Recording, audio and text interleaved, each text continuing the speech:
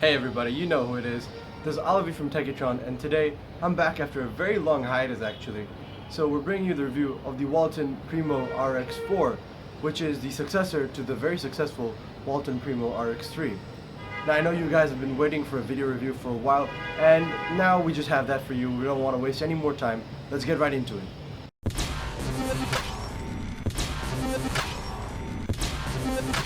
So let's get started with the unboxing. As you can see right off the bat, we have a very different looking packaging here from Walton, and I personally really like this. So let's take a look around the box. As you can see, this white part is a sort of cover, and you slip out this red part over here. So an overview of the device on this side, and over here we have some of the specifications mentioned, and we'll go over that in detail later on, so no need to look at that. So we start off by sliding this out. There we go. Keep the white part aside. And we have this very classy looking red box from Walton with the logo on this side and the name on this side. Now if you notice, with the sleeve on, you could actually read the Walton name from the side of the device's package, and I found that awesome. So Walton is putting some attention behind their unboxing, and I am really liking it. So right as the moment you open up the box, you can see Big Vision, Grand Innovation, their motto. And obviously the device is front and center in this packet, and as we'll take a look at this later on, let's just keep that to the side for now. Now this is a sort of hard plastic, so yeah, not very flimsy, and also gives an idea of how premium this thing is. So this is nice. Everything's organized very well, and here we have the headphones, and these are in-ear style, if you can see. There we go, in-ear style with flat cables, something that I personally really love. Moving on. What do we have in here? Okay. Don't judge me. This type of stuff happens all the time. Okay, so we have one box which contains the power brick, and yes, the USB cable, micro USB cable. Let's keep these aside. And finally, I'm guessing we have whatever manuals and instructions in this. So just take that out. And yeah, I was right. We have the warranty card and some numbers and the manual. So that's great. And this is basically the base. So that's it for the unboxing. In all of our reviews, we've always start off with the design. So today I want to do something different and start off with the camera. Now the interface is actually pretty standard. We've seen this on other Walton devices before and on other devices that are not from Walton. So you got your basic beauty mode, some other capture modes, live photo, etc. You have your buttons here for taking images and starting video, and over there up top, HDR control, smile detection, flash, and obviously the rotation of the camera. Now, the camera is very good. It's 13 megapixels and has a BSI sensor, and if you just go through some of the photos, you'll see that things look very nice and sharp, and I was very pleased with this camera. Now oftentimes you'll find that, for example, in this situation, the background, which is perfectly white, has been a bit overexposed. But that's something that I notice is only visible on the display itself sometimes. If you put it onto a computer, for example, you see that the situation's actually not this bad. And it turns out the images actually look very good, even when they may seem to be overexposed. Other than that, colors are very well reproduced, and details are captured very nicely. As you can see here, this image of these flowers looks very nice and vibrant. After that, I'd like to talk about the focus. Now, sometimes you'll find that the focus is a little bit off, but you do need to just tap and make sure you got your focus on the right place. Other than that, here are some shots that were taken on HDR mode and just basic. So as you can see, the amount of light has been increased in this scene, whereas over here, the subject over here in the middle was a bit dark. Moving on, we got some other images that show off the good focus of this device when you get things right.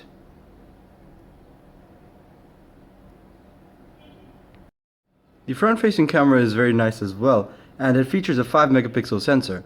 Now let's take a look at some sample shots. For example, this one that I took just a while ago. You see there's a lot of detail, and the image is very nice and bright. The colors look very good and vibrant, and I'm very pleased with this camera myself. So if you're a big person on selfies, this thing will make you look good. Design has always been a key aspect of our reviews, and this time it's no different. The Walton Primo RX4 is a glass sandwich unibody design that we're very familiar with, and we're going to take a good look at that right now.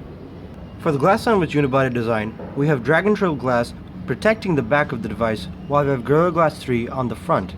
And even though you have very good protection, it's always better to grab a screen protector. On either side of the device, we have these nice bezeled edges, which are diamond cut and add a very nice sheen whenever you look at the device.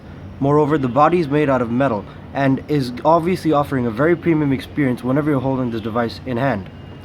It also has a very thin 7.3mm profile and is 130 grams, so whenever you hold the device in hand, you always get a very good feel of it, and it never feels overbearing, rather very elegant and very sleek. The speaker of the device is on the back, and it's not really the best place to put it, but you'll get a better taste of it when we take a look at the gaming segment. The device's lightness and thinness coupled with the very slim build makes for a very comfortable one-handed experience. This is also helped by the fact that the device is only sporting a 5-inch screen. Now 5 inches is very comfortable for me as I can reach either end on the top or bottom corners without any issue. The buttons on this device are very good as well because they're made of metal and are very responsive and clicky. This offers again and contributes to the premium experience of the device and goes on to show that a lot of attention was put into the craftsmanship of the RX4. Let's move on and talk about the display now. I already mentioned that the brightness doesn't go up very high, which is why I could not take images, or actually I could not shoot the camera part outdoors, but other than that the color reproduction and everything else is very awesome on this device. Now we have a 5-inch HD IPS pure black display, and in my opinion everything here looks very nice and crisp, detail is very good, and color reproduction is pretty good as well. Now one thing I did notice is that the colors are a little bit cooler than usual, but I only found that out after I compared it side by side with my own Note 4, which has very spectacular color reproduction. Now details on these images look very good as well, and as you can see things look very nice. Whatever the image it is, if you put it on this display, you're going to be very pleased with it. We're starting off the performance and gaming section with Antutu benchmark. As you can see, we have a very respectable Antutu score here, and in the ranking, if you take a look, you can find it ranks just below the Samsung Galaxy Note 4. Now other than that, let's take a look at some extra details. Now again, Android 5.1 32-bit, we have a MediaTek processor which is actually 1.4 GHz, so we do get a lot of performance out of that, and it's octa-core as well. Other than that, we have a Mali 450 GPU, and as I mentioned before, an HD screen. Now let's take a look at Geekbench, because a lot of people want more than one benchmark application. So here the Geekbench score, we have single core score of 373 and a multi-core score of 2104. So here are some other details that you'll find, but if you want more details, just check out the written review, because we do tend to put these over there so you can take a look at all the screenshots and all the images at your own pace. The software side of things is next, and there really isn't much to talk about here. Now we're running a very near stock version of Android 5.1 Lollipop other than the launcher over here, which in itself is actually very simple. So we have these rounded icons and 3 screens just like this, which obviously can be changed depending on the number of icons or widgets that you place. And we also have the Google Now or Google Search widget up top. Now this is very standard and basic, but other than that everything else is stock Lollipop. So as you can see over here, we have the traditional Lollipop lock notifications tray, and over here even the settings looks exactly like Lollipop.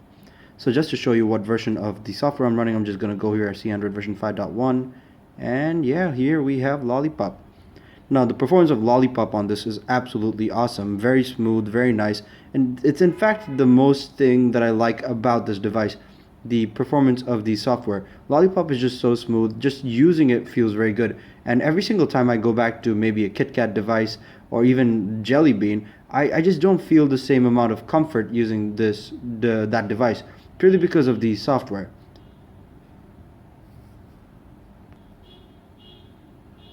Now even though there aren't many customization options with this particular launcher, that's never been a problem on Android. So what I usually do is I just go over and download Nova Launcher and Nova Launcher Prime, and I'm absolutely good to go. I get the perfect experience that I'm looking for.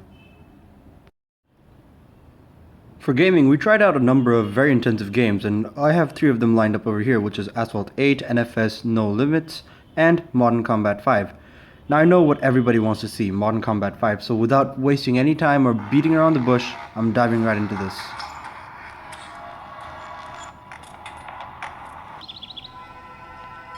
Now before we head in and start playing, I'd like to mention that all the settings are set to regular and nothing has been boosted up or boosted down.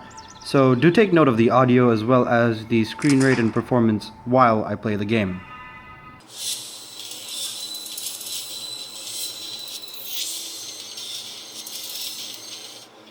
Come on, we need to hurry.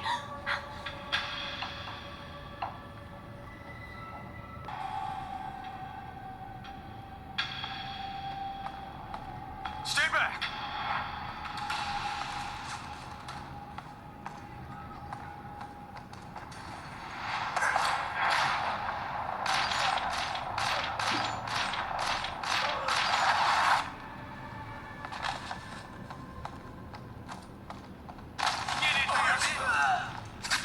Oh god, I died already.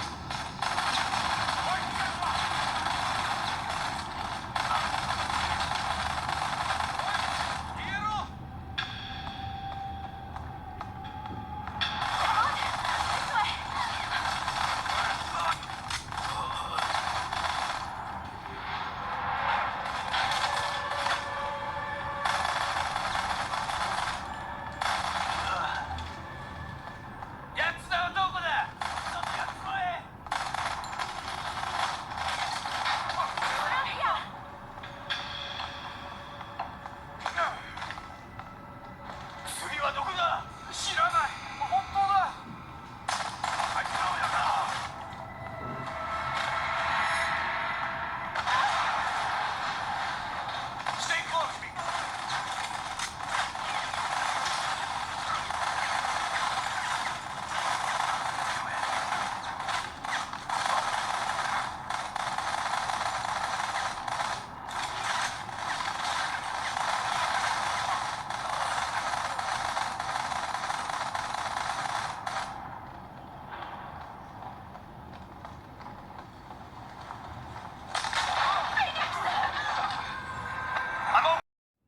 If you've seen some of my reviews before, I'm pretty sure you noticed something is different here, and that's the fact that I'm not using a controller to play Modern Combat 5. Now generally I do that because it's far more easier to do behind the screen, but this time I couldn't do that because this smartphone does not support OTG, and that's something strange because it's a constant feature that we've seen on almost every single Walton device. Now I'm going to take a look at Asphalt 8 Airborne, and it's one of my very favorite racing games.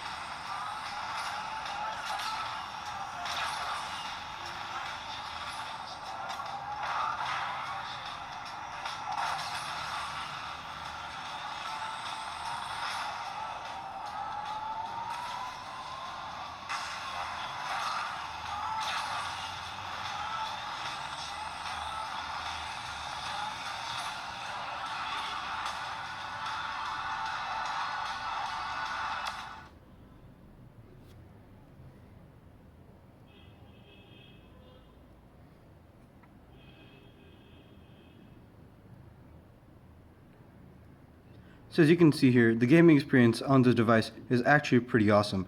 I did not experience any lag or any skip frames on either Modern Combat 5 or Asphalt 8 or Need for Speed No Limits. So this is a very good sign if you're interested in playing games on this device. Now I would like to mention that I did notice lag on one occasion while I was playing Modern Combat 5, and that was the sole occasion. And that was when there were way too many people on the screen. But other than that, everything was very nice and fluid. Before I conclude the video, I want to address some questions that we commonly find within the comment section of our videos. So first of all, this game, the smartphone, does run Modern Combat 5 at very good resolution and very good frame rates, so I'm very happy with that. Next up, yes, it does feature a notification LED. After that, I'd like to address the matter of battery. It does actually last you a full day and some more. Other than that, if you have any questions, please do feel free to put them in the comment section so that we can address them in future videos, whether it be for this smartphone or for any other smartphone. It's finally time to conclude our review, and I really thank you for keeping patience until this point. So, the Walton Primo RX4 costs 14,000 taka, and for that much money, this might actually be a pretty good buy for you. Now we have a very good display, a pretty nice camera, and decent battery life as well. On top of that, we got some really good performance in that octa-core processor. With 2GB of RAM, this also supports a lot of multitasking, so that's very good for if you're interested into gaming or if you're more interested into customizing your device and putting a lot of RAM intensive stuff on that. So all in all, this has been a very good device, although there were some strange parts such as the missing of OTG. But other than that, everything about this device is very nice and I personally like it quite a lot. The build is obviously one of the things that I must mention in this conclusion because that is one of the defining factors of the Primo RX4 and generally the Primo RX line. So I really hope you enjoyed our review and we hope you'll stay tuned and subscribe to our channel for future reviews just like this.